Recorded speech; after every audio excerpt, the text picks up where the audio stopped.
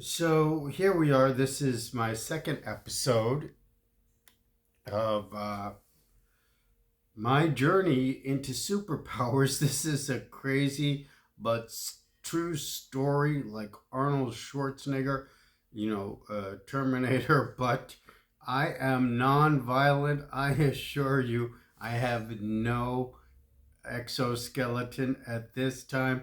I'm fully human. I plan to stay fully human as long and possibly forever. This is about an exoskeleton. It doesn't necessarily have to merge with your human body. It is, kind of responding to your muscle movements and stuff like that. Now, they have some where you have to have brain surgery and they implant something in your brain, and that way your brain can control the exoskeleton, and then your body starts to um, merge with the equipment. Now, this is based on my research. I told you in the first episode to get back and review for those who didn't see that episode that basically, I was approached by my brother, the medical doctor, and he said, basically, we want to put you into this exoskeleton program. I hate the word Terminator. It sounds like I'm a killer. I don't plan on being a killer. I came through the church, and this episode, episode two, is about the research that I did not only after that meeting with my brother, but even before, the things that led up and maybe that led me to be selected.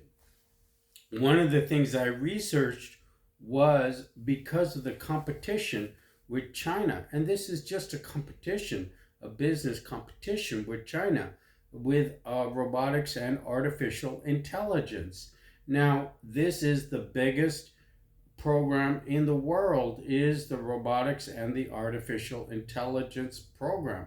I wrote a book called Samir's English Math Translator, which suggests that the uh, language, the computer language that's used, which is called Unicode or Universal Code, is the same language that we use as human beings in our mind, in our communication with our God or gods in the heavens above. That the human mind works on the same language, Unicode or Universal Code. Now, this is my theory. It's in my book, Samir's English Math Translator. It's available on Amazon, by the way. But I'm not here to plug my book. This series, which is my journey into superpowers, is about how, strangely enough, I was approached thinking it was an audition to be a professional musician, and I got offered a place in this robotics program.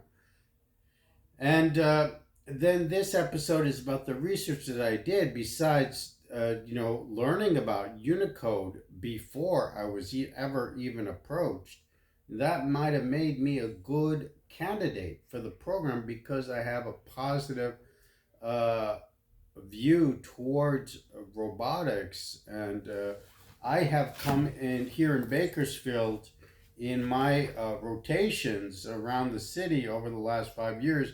I have come in contact with people with different kinds of prosthetics and robotics, with face replacements, with ordinary prosthetics, which are pretty advanced. The most advanced, in my opinion, is when your human mind can control the mechanical devices such as prosthetics or exoskeleton robotics.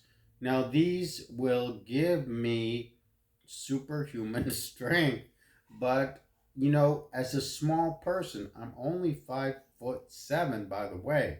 Now, being a relatively small person, these robotics will allow me to really just hold my own in this crazy world that we live in. We see fighting in the streets, in our cities, everywhere. Apart from the foreign wars, whether on the Far East or in Central Europe, apart from all of that, where our soldiers, Americans of all stripes, of all origins, nationalities, but still Americans fighting for our constitutional beliefs. And, I came into this county with a certain set of beliefs. I joined the church here locally in Kern County.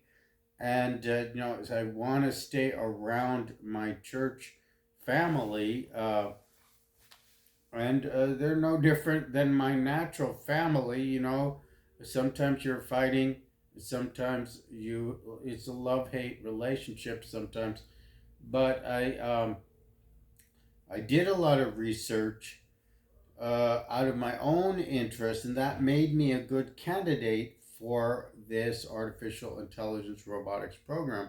Now, do I want to merge my mind with an exoskeleton so that I can control just with a thought? Well, I told my brother when he approached me, I said, I've just been thinking about these